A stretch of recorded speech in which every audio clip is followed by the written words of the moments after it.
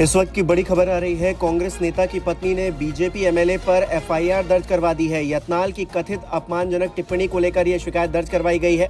दिनेश गुड्डू राव की पत्नी तब्बू ने यत्नाल के खिलाफ शिकायत दर्ज करवाई है। कर्नाटक के स्वास्थ्य मंत्री हैं दिनेश गुड्डू राव। उनकी पत्नी ने यत्नाल के खिलाफ संजय नगर पुलिस स्टेशन में शिकायत दर्ज करवाई है।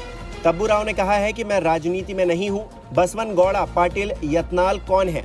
मैं धर्म से परे सामाजिक कार्यों में शामिल हूँ। हालांकि उन्होंने मुझसे ऐसा बयान दिया, क्या किसी की पत्नी और बच्चों के बारे में बात करना भाजपा की राजनीति है? तब्बू राव ने यत्नाल की राजनीति को विभाजनकारी बताते हुए कहा कि भाजपा के पास चुनाव लड़ने के लिए विकास को लेकर कोई मुद्दा नहीं है। यत्नाल के खिलाफ कंप्लेंट दिया, इसी वो हमारे बारे में बात किए। हम तो राजकीय में नहीं है, राजनीति में ही नहीं है। हम हमारे हस्बैंड राजनीति में है, तो उनका कुछ बातचीत हुआ तो हमको वो खींच लिए।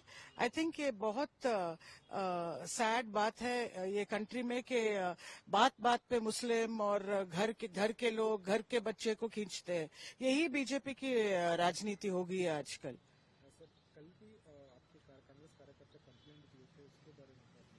ये हमारे ब्लॉक प्रेसिडेंट है, हमारे गांधीनगर के लोग हैं। वो मुझे 20 साल से पहचानते हैं। उनके साथ मैं मिलजुलती हूँ।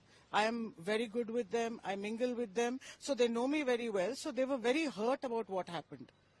Because they just can't have some random man come here and, pull me out of the house and talk about me.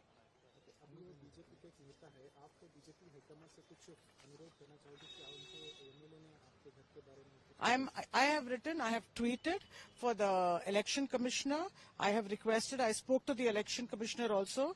I tweeted even to the Prime Minister and JP Nadda ji to see if this is what they want in a country like this. Whether they just randomly pull out somebody's wife, somebody's children and start talking about them.